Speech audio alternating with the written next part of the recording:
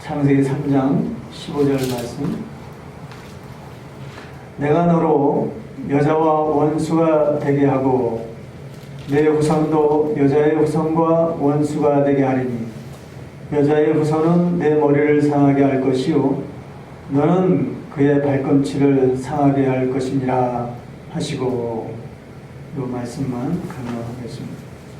거룩하신 하나님, 이 부족한 종을 주님께서 강권적으로 붙잡아 주셔서 하나님, 이 종을 통하여 들려지는 이 말씀이 하나님의 귀한 생명의 말씀을 알고 성령님께서 친히 깨닫게 하여 주시옵소서. 악한 어둠의 셀들이 틈타지 않도록 막아 주시옵소서. 낭망하는 마음을 갖지 않도록 인도하여 주시옵소서. 예수님의 이름으로 기도드리옵나이다. 아멘. 오늘 말씀은 참 귀한 말씀이에요. 창세기 3장 15절 말씀은 참 어떻게 보면 우리 신앙의 출발점이라고 할 수가 있습니다. 아무리 큰 협곡과 드넓은 평야를 적시는 강이라 할지라도 그 강에는 반드시 그 강에 시작되는 원천, 그 샘물 근원이 있습니다. 그래서 사람들은 종종 그 유명한 강일수록 그 강의 원천을 찾아서 그것을 신성시하고 또 숭배하는 그런 일들이 종종 있습니다. 또 강의 깊고 거친 그 물살을 보고는 험악하고 한맺힌 인생의 흐름과도 같다고 해서 인생의 마지막 길엔 꼭 건너야 할 그런 숙명처럼 그 비유해서 옛날에 TV에서 보면은 그 인간극장에 한번 나왔잖아요. 그 어떤 금실 좋은 노 부부가 살아가는 모습을 그린 그 인간극장에 그 이제 다 늙어서 이제 세상을 떠나갈 그 상황을 갖다가 안쓰러워서 그 주제를 뭐라 그랬어요? 이마 그 강을 건너지 마오. 이런 것처럼 이 땅의 영원한 이별을 의미해서 참 아쉬워하는 그런 의미를 좀 담기도 합니다. 이렇듯 강하면은 우리 인간의 삶과 밀접한 연관을 가지고 있어요. 그래서 옛날에는 물론 이제 고대로부터 이 강 주변에는 뭐가 많이 생겼어요. 이렇게 도시가 많이, 인류의 문명이 강 주변에서 주로 이루어졌습니다. 여러분, 우리의 복음도 이 강과 그 밀접한 관계를 가지고 있다는 것을 아십니까? 사실 구속 역사의 길목마다 이 강을 매우 중요하게 여기고 영적 의미로 하나님은 적용하고 있습니다. 하나님의 구속 역사에도 이 강뿐만 아니라 여러 모양으로 이 세속적이고 일반적인 의미들이 비슷하게 적용되는 경우들이 종종 많이 나타나고 있습니다. 아마도 타락한 이 세상이지만은 그 하나님의 속뜻이 좀 왜곡되었지만은 그래도 유사하게 흐르고 있다라는 생각이 좀 들어요. 모든 것은, 모든 세상에 모든 이루어지는 일들은 사실은 타락하기 전 하나님의 속성에서부터 시작되었기 때문에 타락한 세상이지만 그런 것들이 종종 나타나기도 할 것입니다.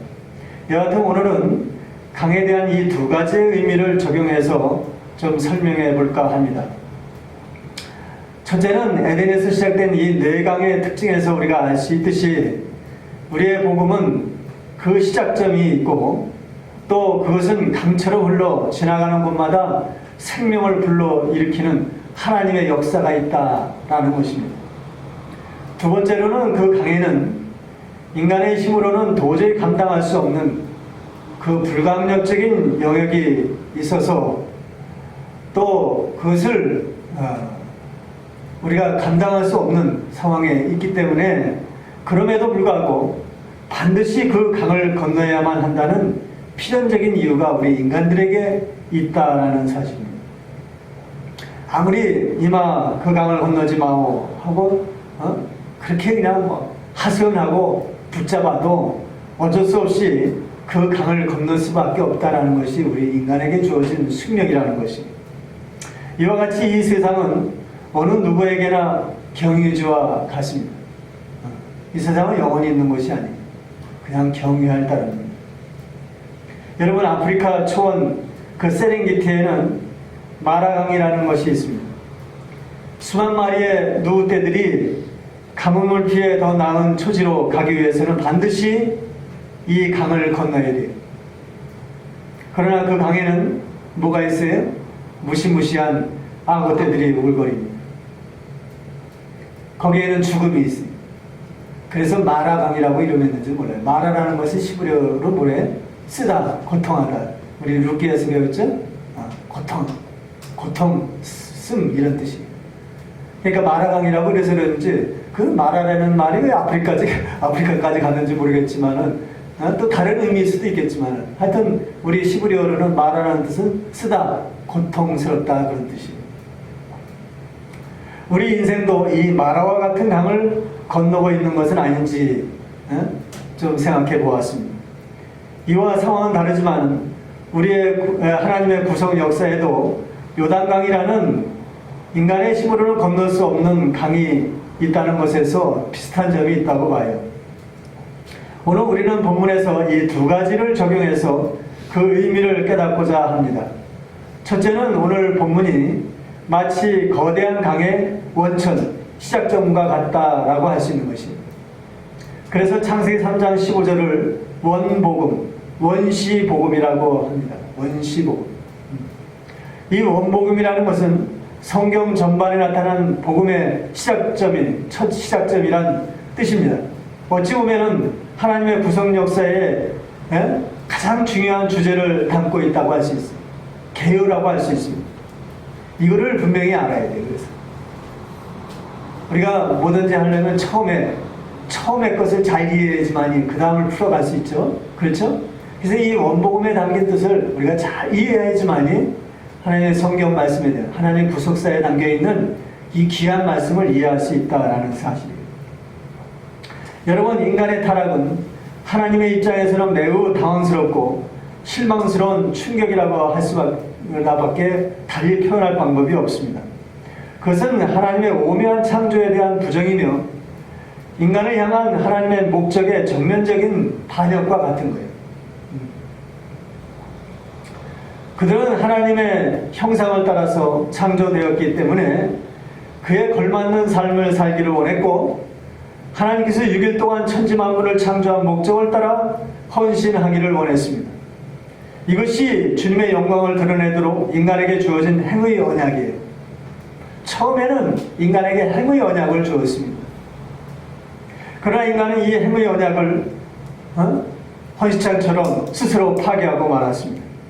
만약 하나님이 인간이었다면 이런 경우에 어떤 마음을 가졌을까요? 얼마나 큰 충격을 받았을까요?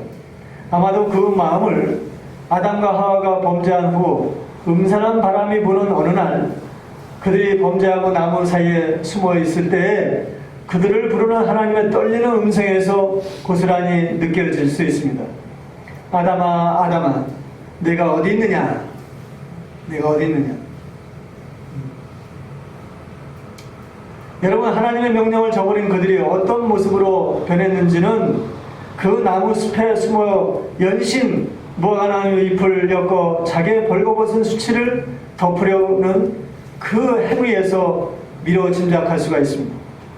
그들이 자신을 수치스러워하며 숨었다는 것은 하나님의 오묘한 창조 세계를 부정하고 있다는 것을 의미하는 것입니다. 이 얼마나 폐역한 모습입니까? 이사야 선지자는 이것을 이사야 29장 16절에 너희의 폐역함이 심하도다. 토기장이를 어찌 진흙같이 여기겠느냐? 지음을 받는 물건이 어찌 자기를 지은 이에게 대하여 이르기를 그가 나를 짓지 아니하였다 하겠으며 빚음을 받은 물건이 자기를 빚은 이에게 대하여 이르기를 그가 총명이 없다 하겠느냐? 비록 비유로 말씀하신 것이지만은 하나님이 창조한 것에 대해서 아이고 당신은 재주가 없다 이런 얘기예요. 하나님 보시기에 얼마나 욕된 표현입니까? 당신이 나를 만들었어? 당신은 재주가 없어. 이렇게까지 얘기하는 거예요. 그게 얼마나 이 비참한 얘기입니까? 또 자기가 자기를 판단하고 헤아림으로 두려운 마음에 사로잡혀 무화과 나무 잎으로 수치를 가리고자 애썼다는 것은 그 창조주이신 하나님을 업신여기고 자기를 의지하고 자기 힘으로 행하고자 했다는 것을 의미하는 것입니다. 이 얼마나 어리석은 모습입니까? 바울은 고린도후서 10장 12절에 이렇게 말씀하고 있죠. 우리는 자기를 칭찬하는 어떤 자와 더불어 감히 짝하며 비교할 수 없노라. 그러나 그들이 자기로서 자기를 헤아리고 자기로서 자기를 비교하니 지혜가 없도다. 이렇게 말하고 있습니다. 잠언엔 이 지혜가 곧 하나님이라고 말씀하고 있죠. 자기를 헤아리고 자기를 비교하는 이런 모습들은 곧 하나님이 없는 모습이다. 이렇게 말씀하고 있는 거예요. 이건 반역입니다. 아담과 하와로 인해 이토록 인간은 하나님이 그들을 용도 폐기해도 당연한 상황까지 변질되어 버리고 만 것입니다. 이사야 45장 9절에 이사야 선지자는 또 이렇게 말하고 있습니다.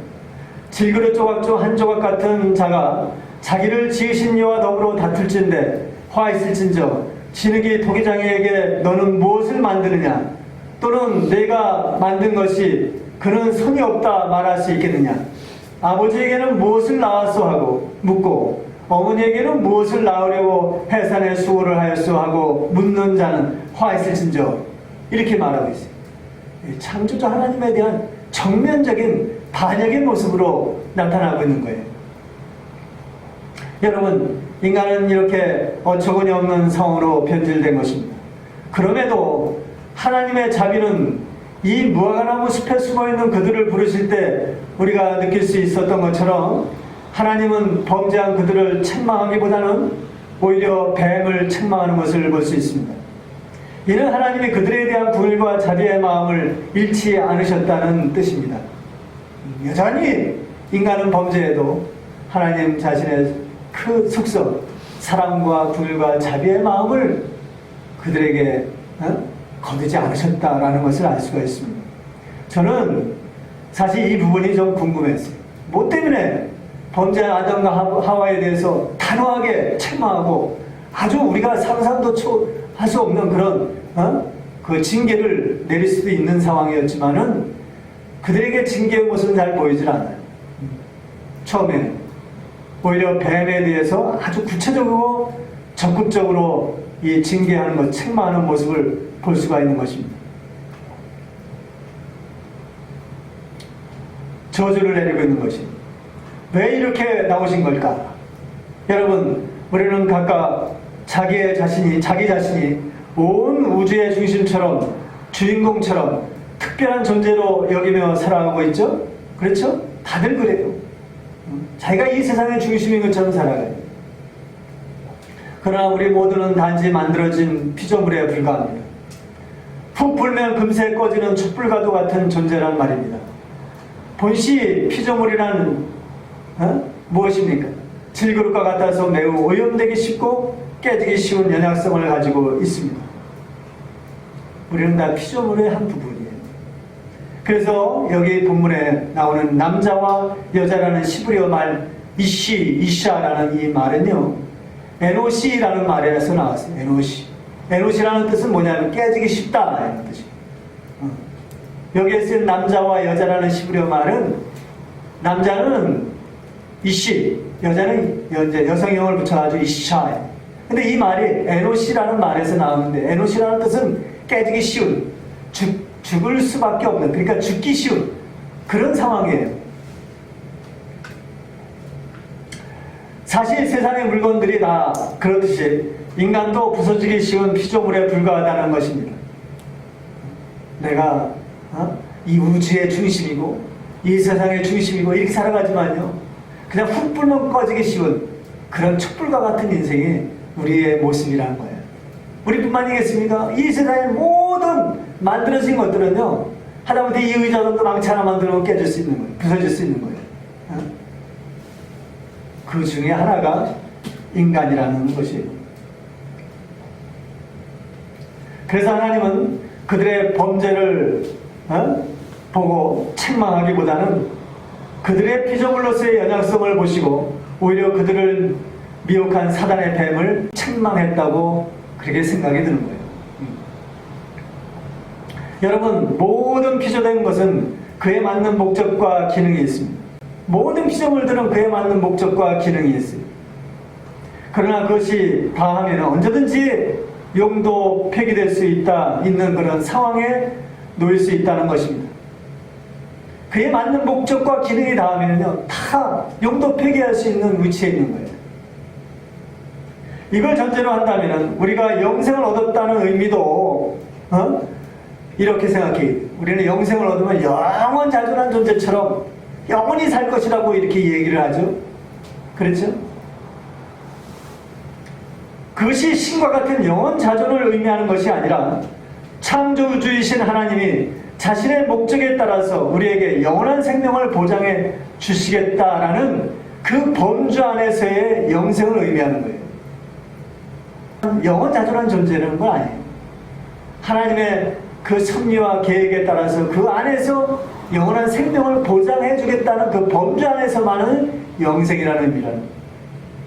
그렇다면 우리의 마음가짐은 늘 우리가 이 땅에 살든 내세 영생에 살든 그 모든 것은 삼위 하나님의 주권과 뜻에 합당한 생만이 존재의 의미가 있다라는 것입니다. 이런 이유 때문에 질그릇과 같은 우리는 늘 하나님의 보배로운 것만 담도록 끈질기게 힘써야 한다는 거예요. 다른 것으로는 기회 쓸 수도 없고 오히려 쉽게 오염될 수밖에 없다는 것을 알아야 합니다. 그래서 분별력이 필요합니다. 여하튼 이와 같이 하나님은 그들의 실패를 피조물된 인간의 연약성으로 여기시고 그의 긍휼과 자비를 따라 새롭고 견고한 이 은혜의 언약으로 다시 새롭게 세우고자 했던 것이 바로 창세기 3장 15절의 말씀입니다. 이제 해의 언약은 실패했지만 이제 더 새롭고 견고한 은혜의 언약으로서 창세기 3장 15절을 주고 있다는 사실입니다. 그것은 마치 오염된 질그릇을 깨어버리고 다시 짓이겨 더 좋은 그릇으로 만들겠다는 토기장의 마음과 같은 것입니다. 에레미야서 18장 4절에 진흙으로 만든 그릇이 토기장의 손에서 터지네. 그가 그것으로 자기 의견에 좋은 대로 다른 그릇을 만들더라. 이 말씀이 있습니다.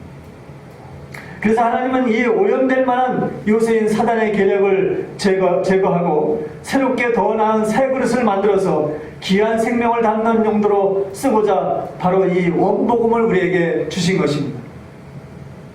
따라서 하나님의 구속 역사는 15절의 이 원복음에서 시작되어 일관되게 오늘날까지 전개되고 성취되면서 생명을 불러 일으켰다라는 것을 우리는 알아야 합니다. 그래서 이 원복음에는 그 속에 구속에 오묘한 DNA가 숨겨있는 마치 한 알의 씨앗과 같아요. 그래서 우리가 접하고 있는 이 구약 역사는 이 씨앗을 세상 밖으로 틔우기 위한 하나님의 부단한 수고가 담겨있고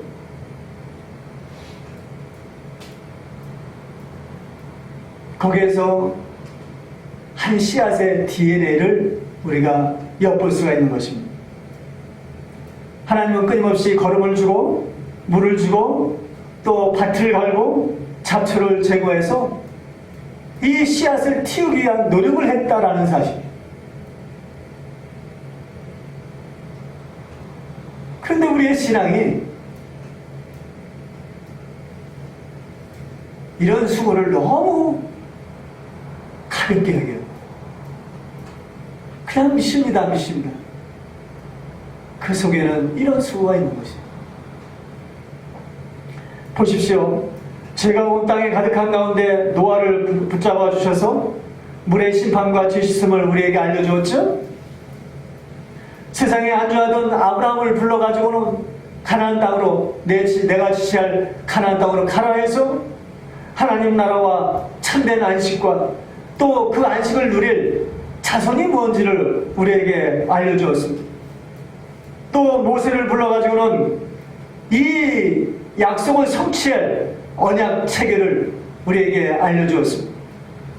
또 다윗을 세워가지고는 하나님의 나라의 왕권과 그 하나님 나라가 어떻게 통치될 것인지, 공과 의로 통치될 것을 우리에게 알려주었습니다. 그리고 하나님의 긍휼과 자비가 어떠한지를 깨닫게 해주었던 것입니다. 여러분, 구약 역사에 나타난 이 농부의 수고와 같은 하나님의 이 열심이 없다면 여러분들이 과연 이 자리에 앉아 있을 수 있겠습니까? 그래서 하나님의 이러한 신실하심이 있었기에 이 원복음 속에 담긴 하나님의 씨앗은 먼 훗날 인간의 몸을 입고 이 땅에 도성인신하셔서 우리를 이 죄와 사망에서 이 항무지와 같은 이 세상에서 이 우리를 구원한 예수 그리스도의 이 메시아로 나타나게 된 것입니다. 동시에 예수님은 첫 열매로 우리 앞에 다가온 것입니다. 그는 피 흘린 붉은 옷자락과 함께 승리자로서 사단의 머리를 밟고 우리 앞에 나타나신 것입니다.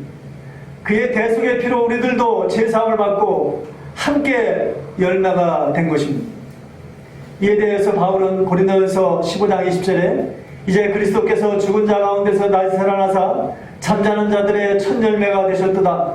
사망이 한 사람으로 말미암아 죽은 자의 부활도 한 사람으로 말미암았는도다. 아담 안에서 모든 사람이 죽은 것 같이 그리스도 안에서 모든 사람의 삶을 얻으리라.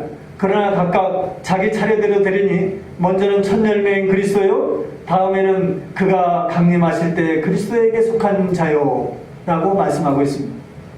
이 첫 열매를 위해서 에덴에서 시작된 강줄기처럼 이 원복음은 하나의 생 근원이 되어서 구속 역사를 이루며 이 항무지와 같은 악한 세상을 향하여 흘러내렸던 것입니다. 여러분, 에스겔서 47장에는 하나님께서 이 에스겔 선지자를 예루살렘 성전으로 인도하여 뭔가를 보여주고 있습니다. 그것은 동쪽을 향한 성전 문지방에서 샘물이 나오는 것을 보여준 것입니다. 그 물은 오른쪽 남쪽 방향을 돌아 강을 이루며 다시 동쪽을 향하여 흘러내려갔습니다. 곧 그 물은 긴 강줄기를 이루면서 점점 넓고 깊은 물줄기를 만들어가며 하나의 거대한 강을 이루게 되었습니다. 에스겔서 47장 3절에 여호와께서 환상 가운데 손에 줄을 잡고 동쪽으로 나아가며 1,000척을 측량한 후에 에스겔에게 그 강물을 건너게 하시니 물이 발목에 찼다고 합니다. 그리고 나서 또 1,000척을 측량하니 물이 무릎에 오르고 다시 1,000척을 측량하니 물이 허리에 오르고 다시 1,000척을 측량하니 물이 건너지 못할 강이 되어 헤엄쳐야 할 만큼 사람이 능히 건너지 못할 강이 되었다라고 말씀하고 있습니다. 그리고 강 좌우편에 나무가 심이 많았고 이 강물이 이르는 곳마다 온갖 생물들이 살아났고 또 고기가 심이 많아서 죽었던 바다가 다시 살아났다라고 말씀하고 있습니다. 물론 이 비유가 개인의 믿음의 성장과 또 그 믿음의 척도를 나타내는 비유일 수도 있겠지만은, 그러나 역사적인 시간으로 펼쳐서 우리가 이해한다면은 이 원복음에서 시작된 이 복음이 시간이 지나면서 더욱 확장되어 수많은 생명들을 불러일으킨다는 의미가 그 속에 담겨 있는 것입니다. 따라서 이 비유는 예수 그리스도의 복음의 확장성과 생명을 소성케 하는 능력을 나타낸 예언이라고 할 수 있습니다. 여러분, 이 성전은 고린도서 3장 16절의 말씀처럼 오늘날 은혜시대에는 예수 그리스도와 그의 안에 거한 모든 택자들 안에 자리하고 있습니다.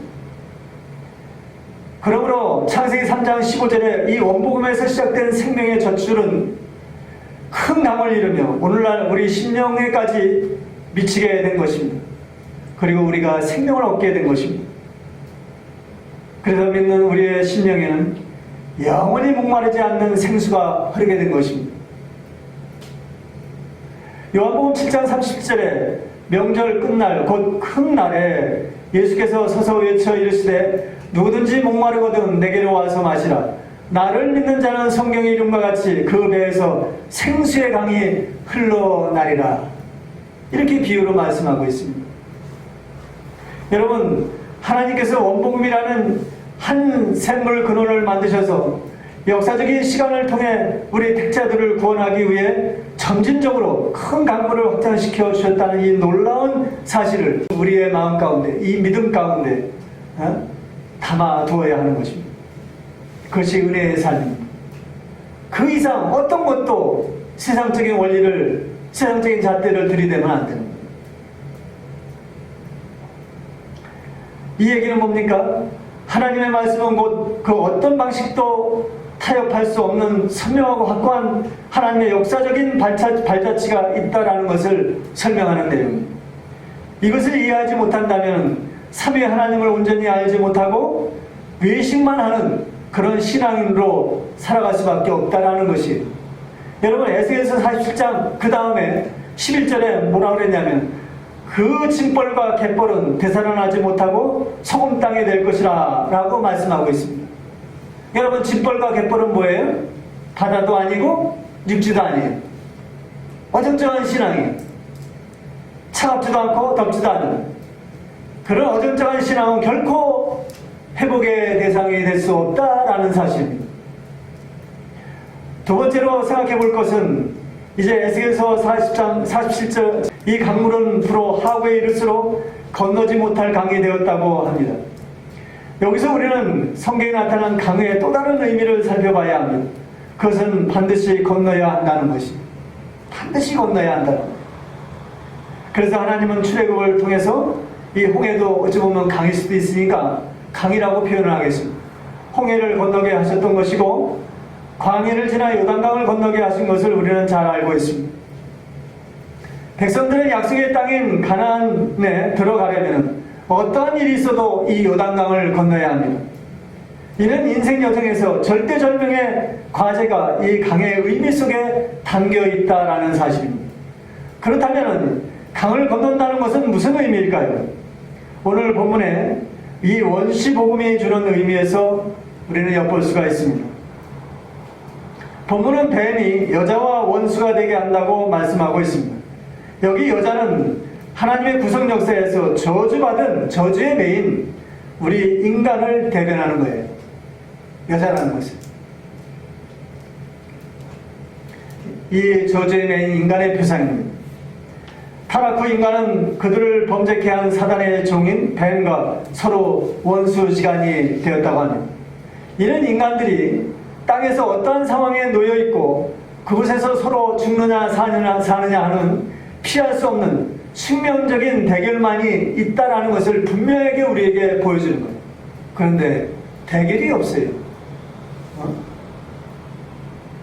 적이 분명히 내 앞에 있음에도 불구하고 적과 똑같은 삶을 살고 있단 말이에요. 요한복음 15장 18절에 예수님께서 뭐라고 말씀하십니까?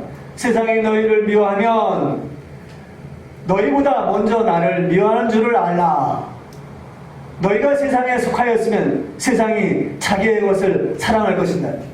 너희가 세상에 속하였으면 따로 불편할 게 없단 말이에요. 자기 편이니까. 너희는 세상에 속한 자가 아니요 도리어 내가 너희를 세상에서 택하였기 때문에 세상이 너희를 미워하느니라. 이렇게 예수님께서 말씀하고 있습니다. 숙명적인 대결이 없는 것은 하나님께서 택하지 아니하였기 때문에 그렇다는 얘기예요. 여러분, 광야의 이스라엘 백성들은 40년의 세월을 척박한 환경과 대적들과 여러 미혹들과 끊임없는 싸움의 연속이었습니다. 그러나 그런 그들을 하나님은 한순간도 떠나지 아니하였다는 거예요. 신명기 29장 5절에 주께서 40년 동안 너희를 광야에서 인도하게 하셨거니와 너희 몸의 옷이 낡아지지 아니하였고 너희 발의 신이 헤어지지 아니하였으며 주는 너희의 하나님 여호와의 신주를 알게 하려 하심이니라. 이렇게 말씀합니다. 백성들은 광야 40년의 수많은 연단과 시험을 통해 지난 시간에 말씀드렸듯이 무엇을 깨달았습니까? 믿음이라는 것을 이 소중한 의미를 깨닫게 되었던 것입니다. 그리고 그 믿음을 써서 비로소 백성들은 요단강을 건널 수 있었던 것입니다. 그것은 이 언약궤, 이 말씀을 앞세워서 제사장들의 발을 요단강 물에 딛는 순간에 그 하나님의 역사는 일어났습니다. 그런데 이 믿음의 샘물 근원이 바로 오늘 본문 이 원시 복음에 그대로 담겨 있다라는 것이, 하나님은 뱀에게 여자의 후손은 너의 후손과 원수가 되어 여자의 후손이 내 머리를 상하게 할 것이요 너는 여자의 후손의 발꿈치를 상하게 할 것이라, 이렇게 말씀하고 있습니다. 하나님은 이미 뭐예요? 여자의 후손에게 승리의 좌표를 찍으시고 그 어마무시한 사단의 세력들을 이 여자의 후손이 멸할 것이라고 선포하는 예언을 하고 있는 거예요. 이미 창세기 3장 15절에. 여러분, 여자의 후손은 뭡니까? 오직 한 분, 장차 인간의 육신의 몸을 입고 오실 예수님을 가리키는 것이죠. 그렇죠? 그렇다면 뱀의 후손은 과연 누구를 말할까요? 뱀의 후손은 누구를 말할까요? 여러분 궁금하지 않겠어요? 뱀의 후손은 누구를 말할까요? 여러분 창세기 3장 15절을 잘 들여다보세요. 뱀의 후손이 어떻게 한다고요? 여자의 후손의 발꿈치를 상하게 한다 그랬죠? 여러분 이것을 쉽게 한번 생각해 봅시다. 예수님을 십자가에 죽게 한 사람은 누구예요? 죽게 한 사람이 누굽니까? 여기 바리새인들과 제사장들과 사두개인들과 이런 유대인들입니다. 그들은 누굽니까? 하나님을 안다고 하는 사람들이죠. 그렇죠? 예수님은 바리새인들과 서기관들을 향하여 이렇게 단정하죠. 요한복음 8장 44절에 너희는 너희 아비 마귀에서 났으니 너희 아비의 욕심대로 너희도 행하고자 하느니라. 그는 처음부터 살인한 자요 진리가 그 속에 없으므로 진리에 서지 못하고 거짓을 말할 때마다 지 것으로 말하나니 이는 그가 거짓말쟁이요 거짓의 아비가 되었습니다. 이렇게 말씀하고 있어요. 여러분 이들이 예수님을 십자가에 죽게 만든 것입니다. 여러분 이들의 정체가 무엇입니까? 거짓 증거자들이요 마귀의 자식이라는 거예요. 그런데요 더 심각하게 생각할 것은 이 거짓을 제 것으로 말하는 이 마귀의 후손들이 예수님을 십자가에 죽게 만들었다는 것을 우리는 아주 자세히 분명하게 기억을 해야 됩니다. 이게 굉장히 중요해요. 이들이 바로 광명한 전사처럼 교묘히 말씀을 훔쳐서 자기 것으로 말하는 자들입니다. 여러분 보십시오. 에덴 동산에 나타날 때 뱀은 어떻게 행동했나요? 하나님의 분명한 명령을 제 것으로 훔쳐서 자기 것으로 말하는 것을 우리는 잘 알고 있습니다. 그렇죠? 하와는 그런 치밀한 수법에 미혹되어서 죽음을, 사망을 우리에게 유산으로 남겨주고 말았어요. 이와 같이 사단은 결코 자신의 정체를 뚜렷하게 드러내고 우리에게 접근하지 않아요. 하나님의 성품이나 말씀을 너무나도 유사하게 도용해서 접근한다는 것을 우리는 명심해야 합니다. 그것이 바로 예수님 당시에는 바리새인들과 사두개인들과 같은 이런 유대인들입니다. 이들이 바로 우리의 천국행을 방해하는 원수들입니다. 우리는 이들을 경계해야 합니다.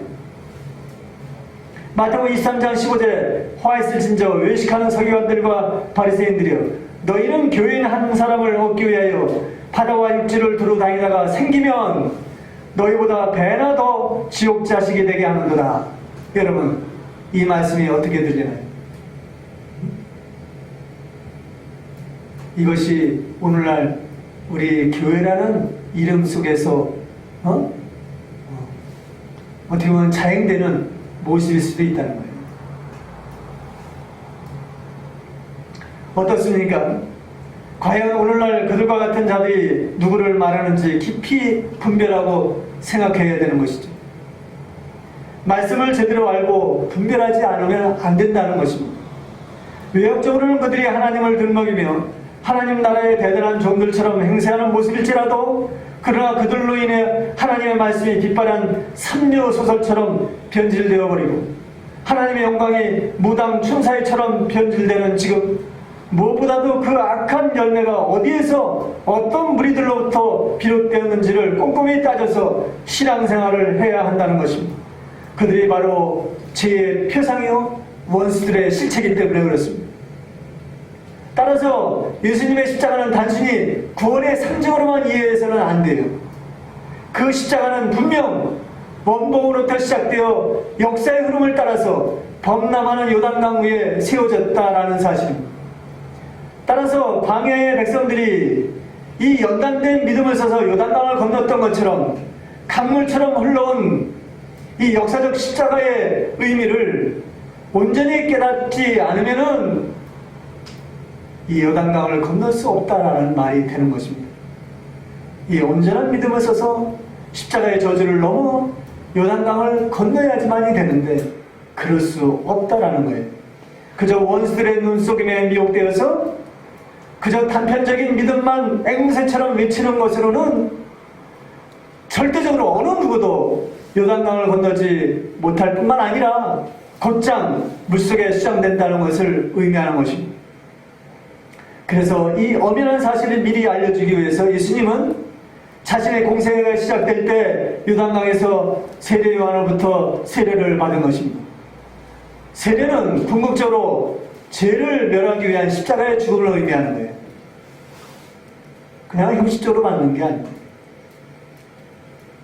장차 예루살렘을 장악하고 있는 이 거짓된 무리들의 머리를 밟기 위해서 자신이 십자가에 죽을 것을 예표하는 의식이라고 할 수가 있습니다. 그래서 우리가 세례받는 것도 그런 의미를 따라서 우리가 세례를 받는 거예요. 그냥 교인의 도장을 찍기 위해서 세례받는 게 아니라 예수님께서 이 악한 무리들의 머리를 밟고 승리하기 위해서 십자가에 대신 죽는 그 죽음을 예표하기 위해서 우리가 세례를 받는 거란 말입니다. 이 마귀의 후손들은 집요하게 예수님을 대적하여 끝내 십자가상에 못 박게 했지만은 오히려 십자가상에서 예수님은 그들의 머리를 밟고 요단강물에 시장시키고 그들의 속박 가운데 있던 우리들을 구원했던 것입니다. 그래서 저는 이 믿음은 두리뭉실한 것이 아니라 거기엔 정확한 키워드 비밀번호가 있다고 먼저 번에 말씀을 드렸습니다. 여러분 이걸 아셔야 합니다. 성경은 결코 세상 밖에 있는 사람들에게 주는 말씀이 아니에요. 그들에게 경고의 말씀이 아니에요. 그건 아무것도 없어요. 오로지 믿는다고 하는 자들에게 주는 경고의 말씀인 것입니다. 제대로 믿으라는 거예요. 제대로 믿으라는 거예요. 말씀을 맺겠습니다. 하나님을 경외하는 것은 단편적인 말씀만으로 가능할 수가 없습니다. 마치 송구영신 예배 때와 같은 말씀 뽑기식으로 한 해의 운을 말씀 한 구절로 점치듯이 하나님을 경외할 수 없다라는 것이.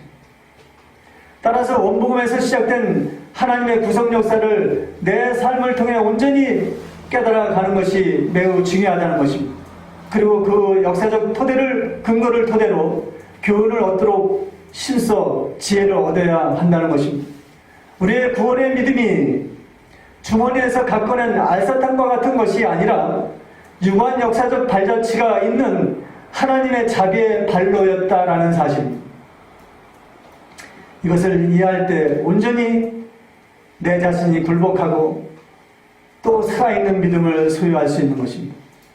여러분, 전에 말씀드린 대로 마태복음 3장 13절 이하에 예수님께서 성부와 성령의 입하에 요단강에서 세례 요한으로부터 세례를 받은 이 장면은 삼위 하나님의 역사적 발자취를 온전히 이해하고 또 그 믿음을 따라서 살아가라는 그 의미가 그 속에 담겨 있는 것입니다. 그를 온전히 경외할 수 있는 방법은 바로 역사적 발자취를 따라서 주어진 이 믿음에 있다라는 것입니다. 그래서 창세기 3장 15절의 이 말씀은 마치 눈 덮인 헐몬산의 이슬과 같습니다.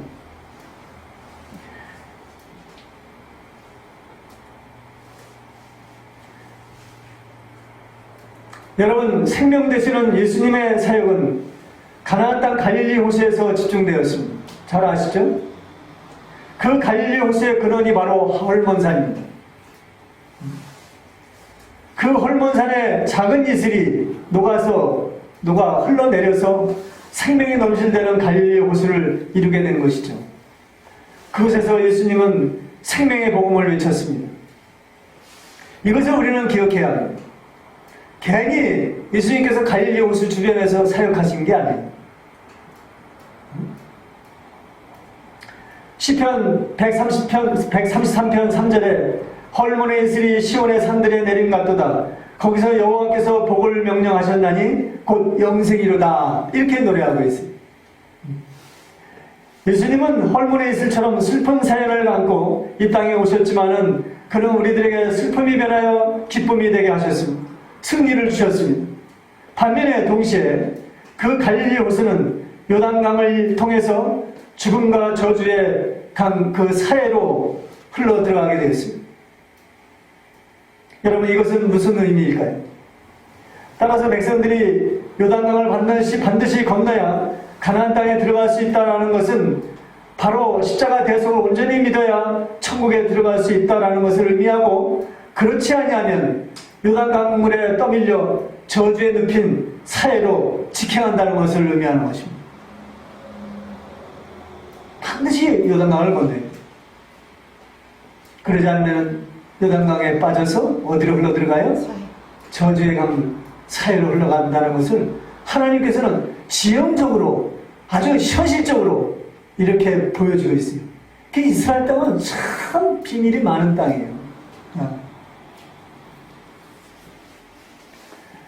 여러분, 우리 모두 이 지혜를 잘 깨달아서 예수님의 십자가의 승리에 다 참여하고 사해로 빠지는 것이 아니라 갈릴리 호수 가운데에서 누리는 저희들과 저와 여러분들이 되시기를 주님의 이름으로 축원합니다.